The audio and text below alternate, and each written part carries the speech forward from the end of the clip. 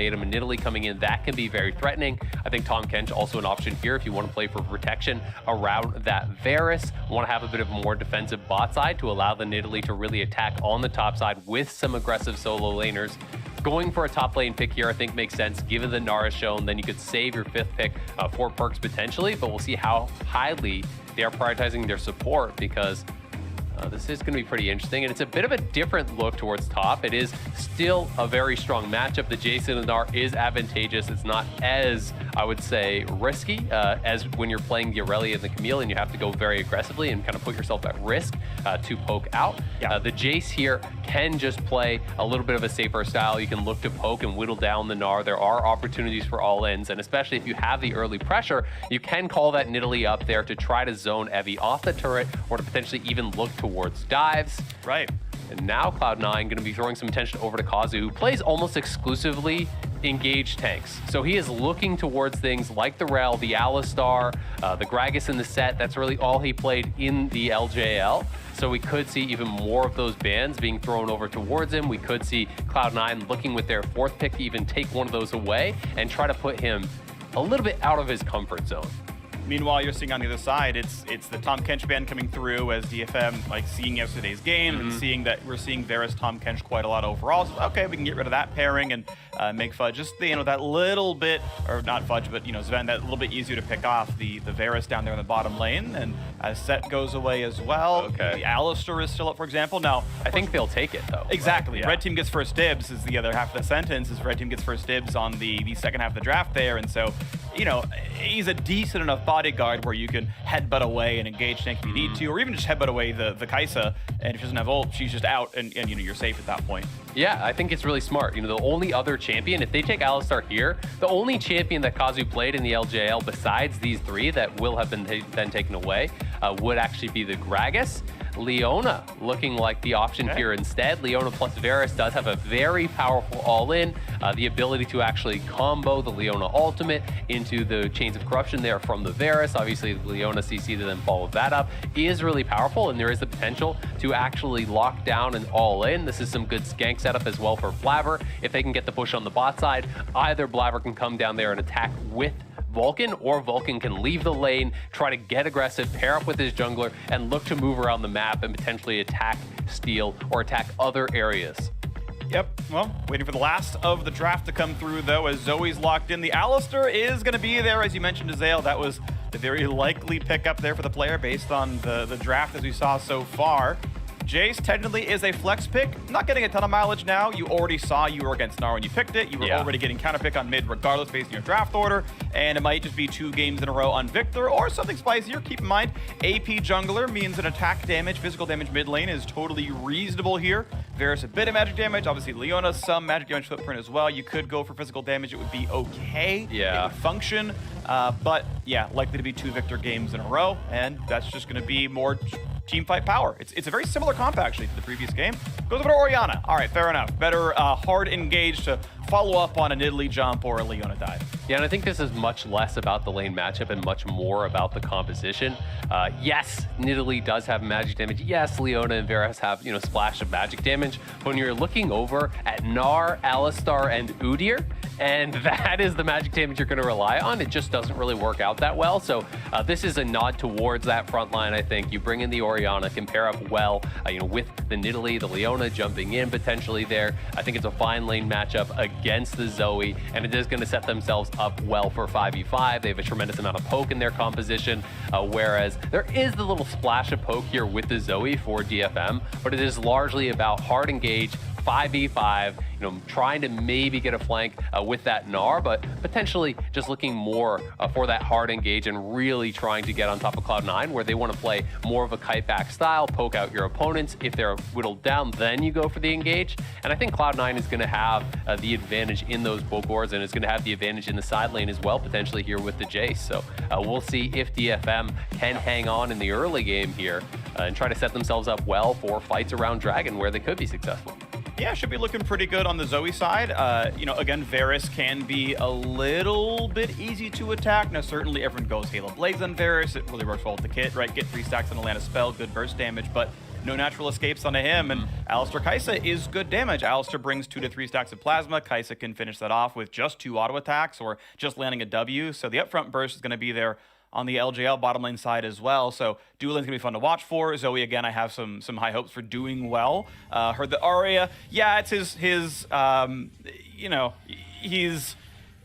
it's his first split with the team. It's his first international event. Like, nerves can certainly be there. He's only 20 years old. I can see how that, you know, can be a tough start. But look, this is your primary competition. Like, this is now where it's time to put up or shut up and get your games in and be the carry force. Arya, I mean, you know, not subbing in, but, you know, replacing the, you know, other longest standing member here on Detonation FocusMe and Saros, you know, filling in big shoes in the mid lane. It's like, you've got to step up. Look, you're against Perks. He's one of the very best that mid lane's ever seen, but this is your competition. This is the group you got to get second in, and C9's the team you got to get second place over, so it's time to show up now. Yeah, absolutely. And Arya was a big star for the team in the LJL. They poured a tremendous amount of resources into him. He farms very well, and they dedicate a lot of resources, both as far as, you know, jungle attention, support roams, but also farm in the later stages of the game, allowing him to catch a lot of waves. They have a lot of faith in his ability to carry the games in the later stages. And DFM, you know, are an interesting team because while they are fairly active as far as, you know, K plus A stats and kind of bloodiness, how often they scrap, they have very low amounts of their kills coming from team fights. It's more about individual outplays. It's more about small little skirmishes in side lanes and in jungle invades. And that's kind of where they created a lot of leads for themselves, strong laning, and then using those to find individual outplays and small skirmishes. So we'll see if that remains true here at MSI, or if they're going to be, you know, going more towards kind of what I would expect, which is the straight up 5v5 with this comp. All right, right now, trying to punish the fact that level 1 Alistar is basically not a champion. Aftershock can help, certainly, as Kai'Sa splits off the left-hand side, get away from Vulcan, make sure he's not going to take a Zenith Blade to the face anytime soon, and okay, that's going to be fine. But now we play the battle for level 2. Again, Alistar, he's not level 2. He doesn't do much of anything. He's basically Malphite from that video of yore, but it's the pressure advantage, right? So now Headbutt pulverizes up. Sven and Vulcan walk backwards in time to not be threatened. A little bit of poke. It's actually not Halo Blades, but lethal tempo. So maybe more of the consistent DPS, right? More of the on-hit build for Sven, quite possibly. But it also means the short trades are a lot worse in these lanes. So still makes me think that, look, the duo lane can be advantaged here on DFM's side.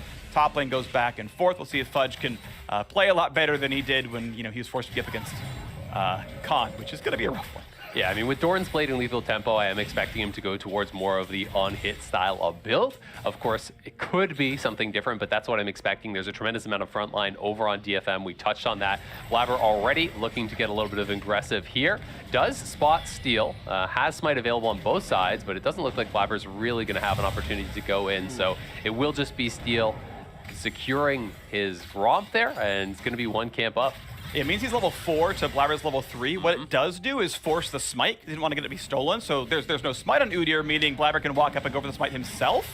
But being zoned out, he's going to try, get stunned, take a bunch of damage, flashes to smite a Scuttle Crab, but Blabber, be careful. Where is your team? He's at 200 HP. That is the worst Scuttle take I have ever seen in my life. That was terrible from Blabber. Straight up insit in the river to steal.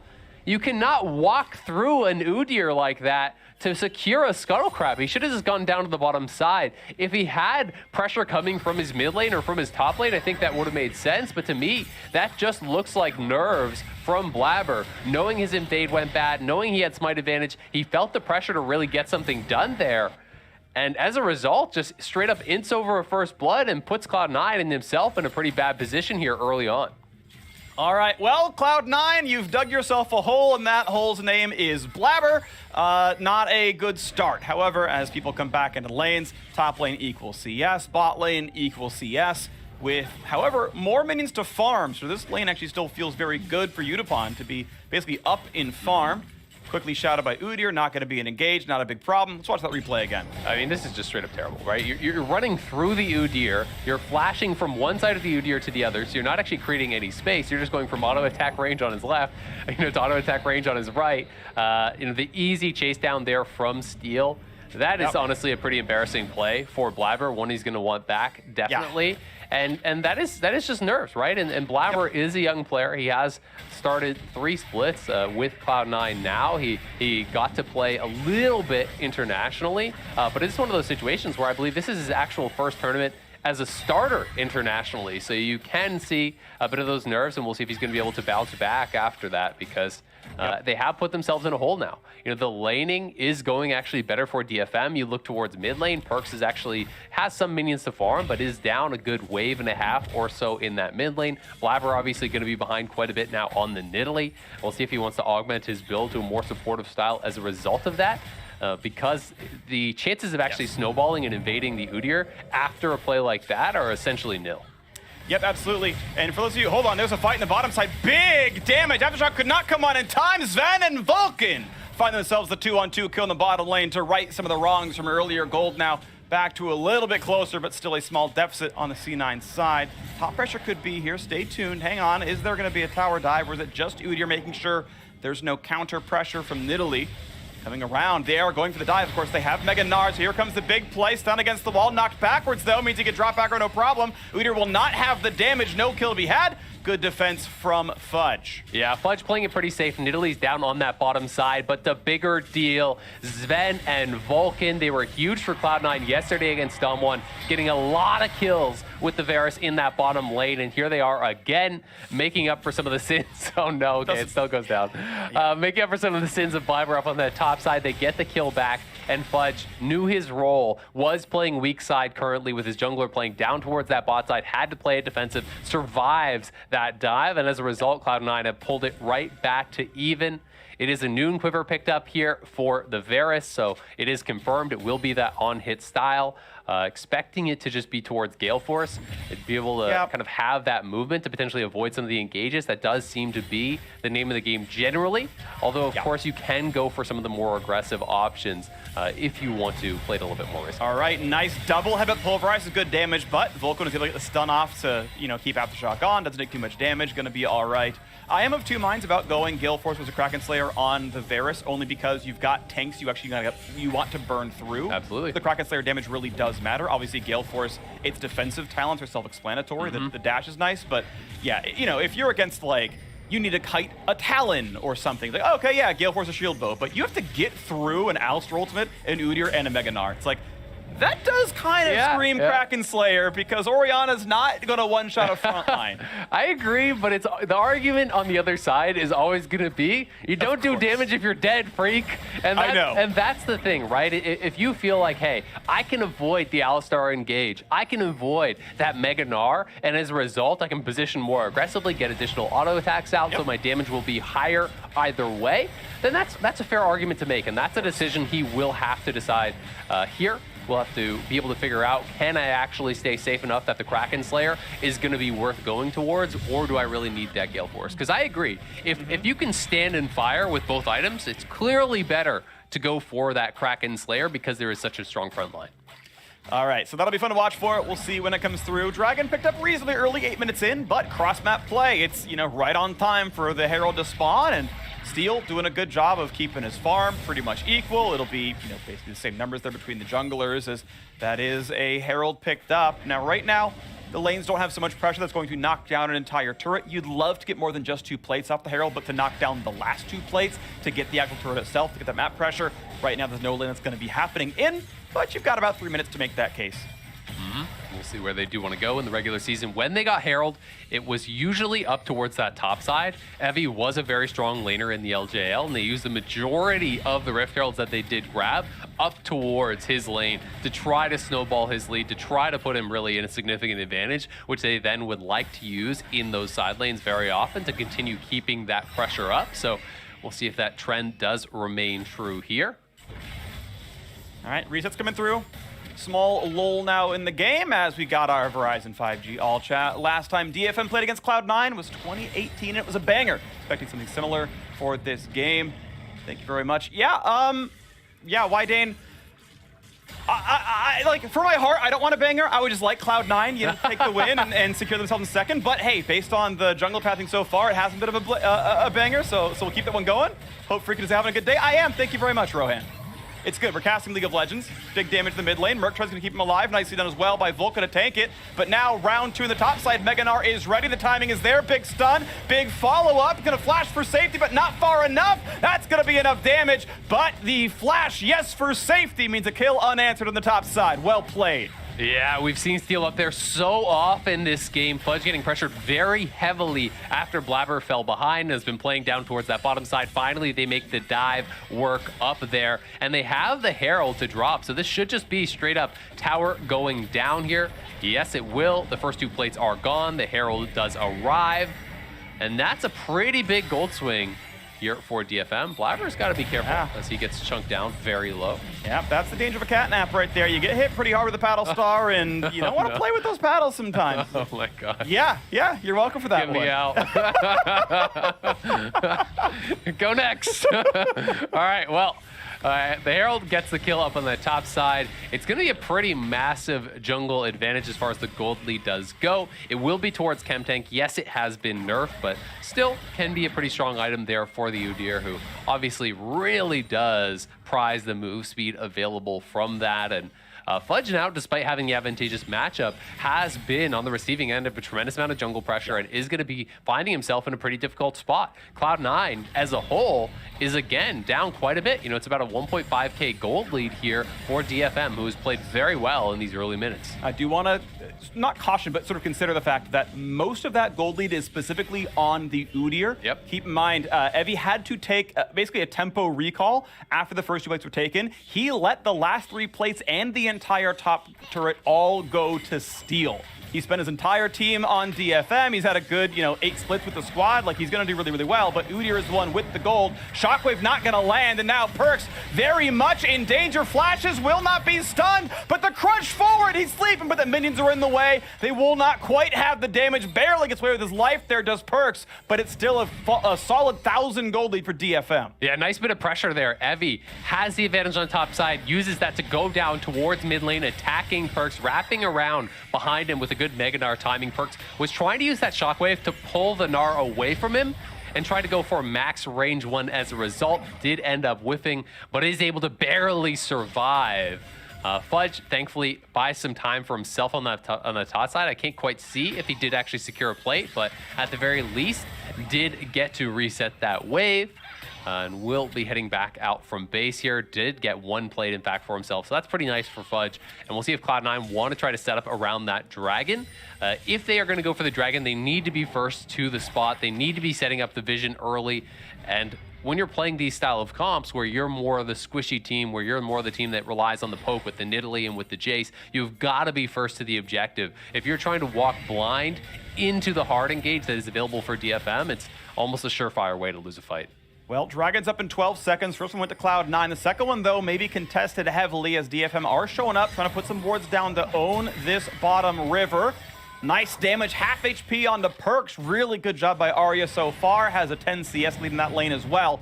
Sven gonna start the dragon, but keep in mind everyone else is around. So does Fudge, so we'll see if the fight's gonna continue on. Some free damage right now by Yutapon to the bottom lane. Gonna find himself the first bit of the plate. When does he walk over? TP's coming in, and they're not gonna go for the dragon yet. Flinching is Cloud9. Smite's gonna come through, and it's slain. The dragon with a javelin from downtown, I believe. But how about the team fight, though? Stun coming across. Already Blabber's gonna drop. 1 for 0 in the battle. A dragon is a nice pickup, but nothing else is gonna go Cloud9's way. Nice attempt. Arya just gets away with nothing else after getting that kill on the Blabber.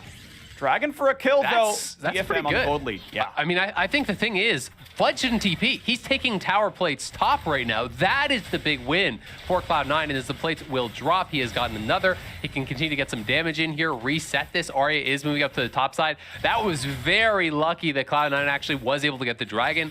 Again, I believe you are right. It was probably a javelin that did steal it because they were on the retreat very heavily there. DFM does pick up a kill, but they lose the plate on top side. They lose the dragon, so Cloud9 still snowballing potentially towards that dragon's soul. But DFM's gold lead is gaining. They're up 3,000 now here at 14 minutes. Cloud9 have really dug themselves into a hole off of some pretty poor play from Blabber in the early game. And DFM have shown that they're here to play. They are looking a lot more confident today. They are looking a lot more composed. They've created some some pretty significant lane advantages. You look over at Arya, he's going to be quite a bit ahead as far as the gold lead does go as well. He's picked up a kill. He's ahead in farm, well over 10 CS per minute right now. Looking very good. And this is, I mean, such a really big deal. Like, if the gold lead persists, if DFN can come away with the win, I mean, it's such a massive deal here because, again, all that really matters is getting second place in the group. First and second are basically irrelevant. You go to the exact same place. There's no, like, qualifying BO5. You just, it just goes through, right? And right now, just second under DK is all you're looking for. And DFM beating Cloud9 here in Game 2. Yes, Blabber screwed up at level 3, but since then, it's DFM playing better. It's them getting the advantages, getting the Herald, knocking down turrets, getting the farm. Like, they are straight up otherwise beating Cloud9, and that is nothing but impressive. That is great plays coming through for the new roster coming together this split with Arya in the mid lane, and so far they are just straight up beating Cloud9. I think that was a forced cleanse there, I believe, that Arya had over from the spellbook. They will secure another Herald here, which they could use to potentially grab another tower for themselves. Cloud9, nice attempt, but yeah, I believe that was just the spellbook cleanse. Fudge going to be pressured again, will have to back off, but has spotted it. He's working towards his Eclipse still, hasn't quite come in yet. You can see that pretty much across the board, the Mythics have already arrived for DFM, and the completions are coming close for Cloud9, but they weren't there just yet. We can see it was not the Gale Force. Zen agreeing with your side of the argument there, going towards the Kraken's lair. Feels he really will need that extra damage to be able to punch through the front line, and we'll see where he wants to go second, if it's going to be in towards Zeal, or potentially even something like the Rage Blade. Yeah, curious what it's going to be. On the other side, though, Yutapon going for the more assassin-y build. Much like Varus, you have a choice of which way you want to go. Instead of, you know, the idea of Gale Force Varus being defensive, this is Gale Force Kai'Sa being offensive, where you're going to follow up and then use that active as burst to finish off whatever kill you get from a Zoe bubble or a Mega Gnar. It's like making sure you are there to finish killing the Orianna or the Jace or the Nidalee or the Varus. There are 4 very good targets to assassinate, so playing it for that one. Leandry's Torment now finished here for perks. As you mentioned, Mythic's done almost across the board on the DFM side already, just waiting for supports on that front. But yeah, every single member on DFM outside of support has more gold than their opposite member on Cloud9 side. The biggest lead is in the jungle, but otherwise, the other 3 lanes all have their own leads. And they could pretty much drop Herald mid at almost any time and just grab this mid lane outer as well. Cloud9 is playing heavily around that. They want to be in the area if that Herald does come down to potentially look for a fight. You can see the jungle advantage is massive, nearly up to 2,000 gold lead there in the favor of Steel. Blabber, you know, after that misstep in the early game, really has been on the back foot the entire time, has been playing it defensively, knows that if he matches up with Udyr at any time, he's going to lose those fights. He's going to just get even further behind. So as a result, you know, he's picked this early game champion and has gotten really less than nothing done in the first 17, 18 minutes. A couple of aggressive wards come down. We know Dragon's up in 40 seconds, though, and based on warding patterns, Cloud9 might continue to just leave Fudge topside and let him feel safe up there, and again, hope for poke steals. Mid lane turret going to be dropping. Dragon now in 30 seconds, and if you're not recalling now, you're not going to recall ever at this point. And right now, bottom river seems to be owned by Detonation FocusMe, but Cloud9 coming into mid, knocked down the Herald. Do not take a crash on the second turret, but Yutapon again gets alone time down with bot lane outer. Cloud9 had claimed top lane, so it is a turret for a turret kind of overall as the trade. We expected mid to die kind of regardless thanks to the Herald pickup, but with mid pressure, with definitely this much bot pressure, Dragon is nearly a formality here for DFM. The one thing, Evie doesn't quite have his TP, it looks like. I think there's just a sliver of cooldown remaining on that, so he needs to start moving down fast, and he's also not going to have Mega available, but it does look like Cloud9 will not contest for this whatsoever. It should just be going the way of DFM. I expect them to be starting that up now, and Steel will secure this one. There's no pressure of an impending soul for Cloud9 because they got those first 2 dragons. I'm actually surprised that they even bother committing the TP here from Arya, as it seemed pretty clear-cut that Cloud9 was just going to give this one up, but we'll see if they want to try to continue the pressure on and look for a potential fight here. But really no reason for Cloud9 to be in this area. If you've given up the dragon, you don't need to be contesting here. There's nothing else remaining. So get out to the side lanes, try to push those out, and try to prepare for a time later when you are going to look to contest. Yeah, I feel like a bit of a missed opportunity for Cloud9 not getting across map plane anyway. Top outer was already gone. They kind of just let Evie shove the wave out and just kind of come over at his leisure. Yeah, he burned TP eventually, but didn't have to. And honestly, like, top is now in a bad spot for Cloud9, and yet, you know, with all the resources spent on the right-hand side of the map by DFM, why not have those resources still topside? And getting damaged, if not the entire turret at top tier 2. Feels like there could have maybe been a cross-map play on the Cloud9 side. Yeah, someone's got to grab bot lane eventually, but we move on, though, to the game state that we are currently in. 3.3 thousand, the gold lead here for DFM. They have not showed any signs of slowing down.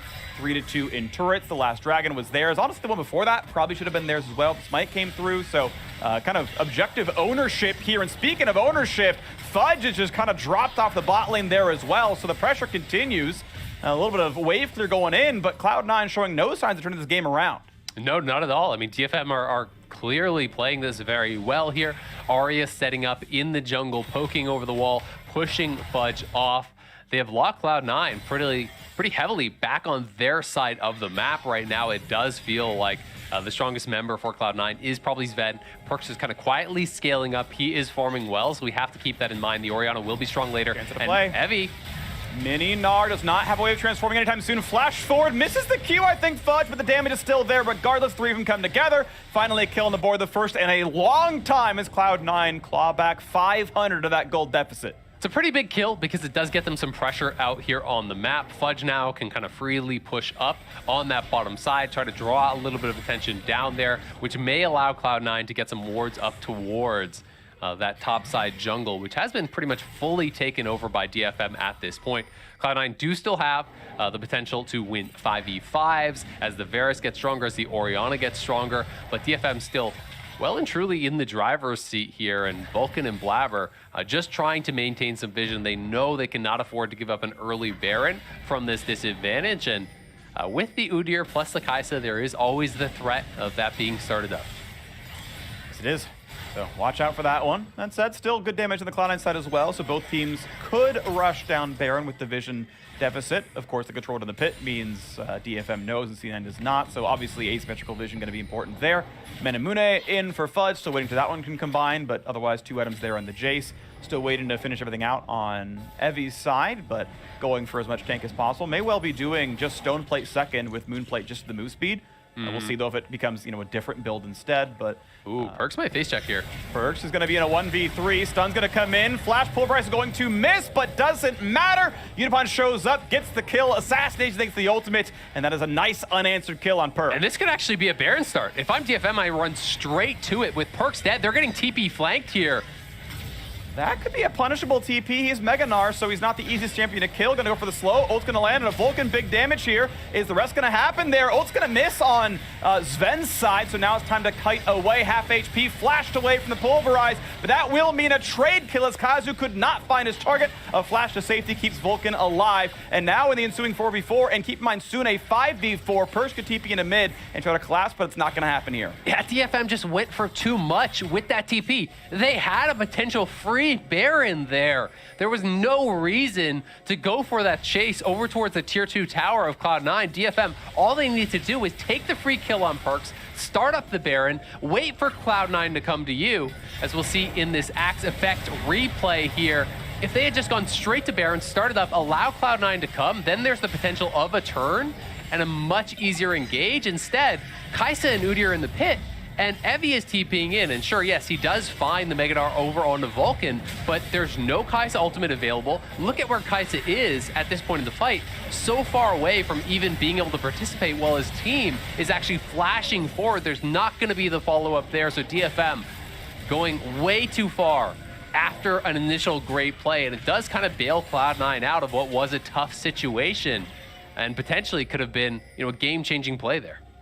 Could have been, but instead it's kind of a 1-for-1 long term, and C9 alleviating the pressure. Next Dragon's up in 10 seconds. This time Cloud9 does have vision priority. They got wards in the brush. They've got the Scuttle here as well. Big damage into Perkz, but he's not the most dead. Nidalee, of course, can heal. He'll be okay for a while. No cleanse, though, on the roster. Locket available here for Nidalee. Mid lane pressure goes first to DFM. They've shoved in the wave. Mega Gnar is here as well, freshly off the walkover, freshly off the transform. 4K on the Dragon. Blue buff up as well. Perkz trying to hit it, but be careful. You've got Alistair coming in for the flank. Stun on the front side. Vulcan, easy to keep himself alive. Shockwave buys some time, but Perkz still going to go down, trading back to onto the Gnar. But it's still a kill into the Leona as well. 2-for-1, double kill onto Unipon. Now Cloud9, can they fight a 3v4? They've still got all 3 poke members, so they can still keep people at arm's length, but a smite fight may be all Kazu's they going to get. flank them. This is dangerous. Could be. He's got Hex Flash back available. He is not on Vision. He's going to go all the way around. Now shows on the wards. Shows on the minions, I should say.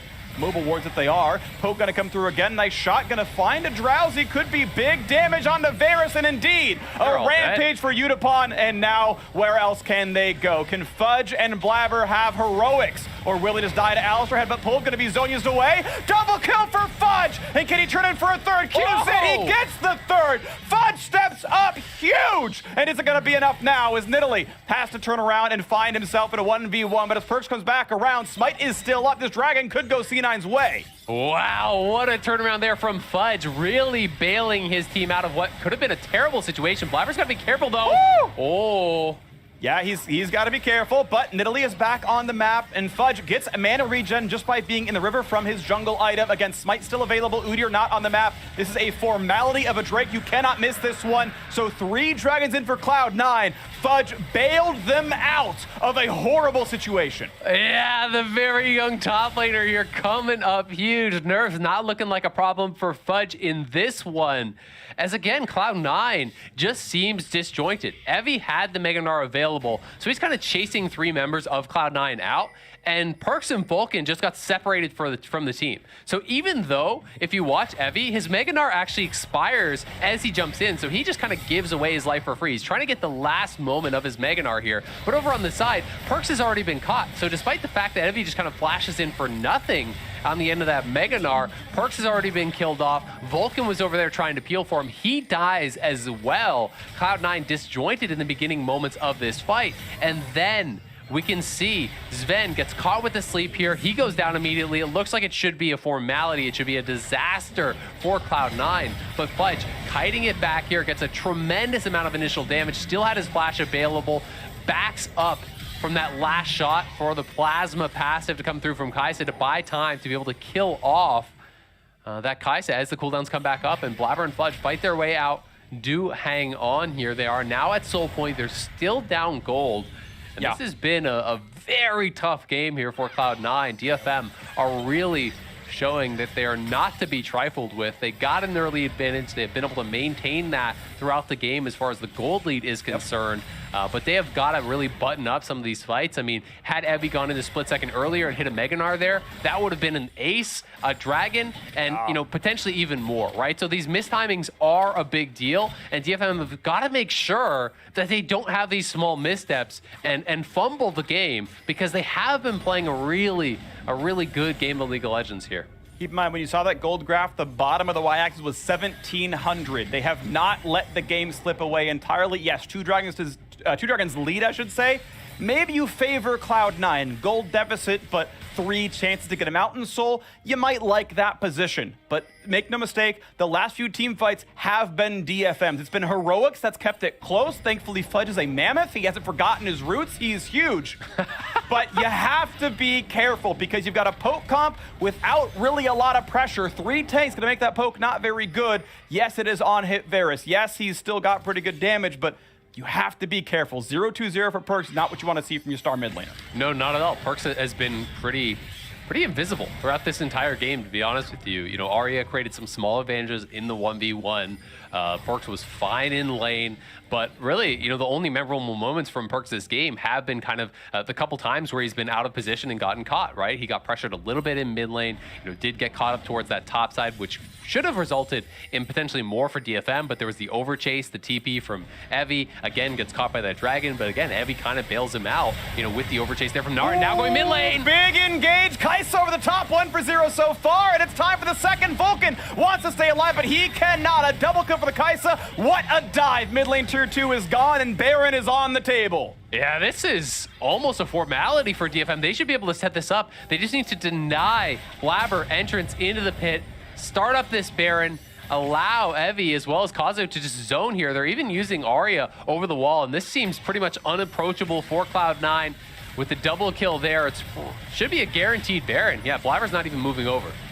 That's pretty good so far. DFM wanted to go 1-1 on the scoreboard. If they can make this one happen, Baron gonna be picked up. All of Cloud9 zoned away. No heroics here. And a claim on Baron Nashor. 6-1 in kills. He's got the Baron frag as well. Utapon is huge. And it's time for the Red Bull Baron power play for Detonation FocusMe. And this is their biggest lead of the game. You know, it had been kind of slowly getting chipped away at. They were sitting around that 3,000 gold lead for a very long time. It started to dip below that, but they get the 2 kills mid lane, they get the tower, they get the Baron, and they are putting themselves into a position here to grab this next dragon very likely. I mean, it now gets risky. If you as Cloud9 show up to this next dragon and fight there, and you lose a fight to your opponents who have Baron, that's potentially game ending. So Cloud9 are going to have to make some tough decisions here. Do they even want to look for it?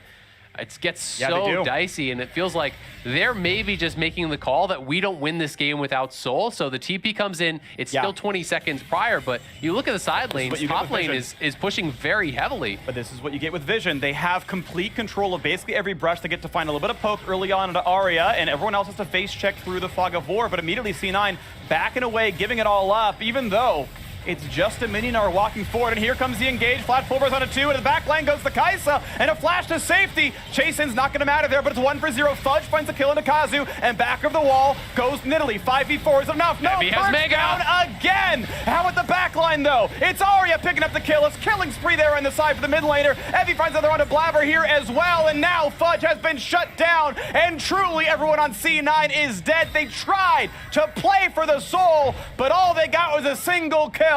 Detonation FocusMe sets their sights on Cloud9's base. Yeah, they're looking for the end here. The res timers are so long for Cloud9. I think they could potentially finish. At the very least, they've got the inhib, but I think they might have the game right now. Respawn timer is about 20 seconds a pop with the wave right there. DFM looking to make Cloud9 have a 0-2 start to MSI 2021 with a win on the books here for the Japanese team. As the first turret's going to drop, the second one now on the table. Only Leona is here to defend, and now it's time for the Nexus. A stun not going to matter, and Detonation FocusMe takes down Cloud9. What a win from DFM. Showing up huge here on the international stage, taking down Cloud9 and giving themselves a really good shot here to move into that second place, to potentially get out of the group.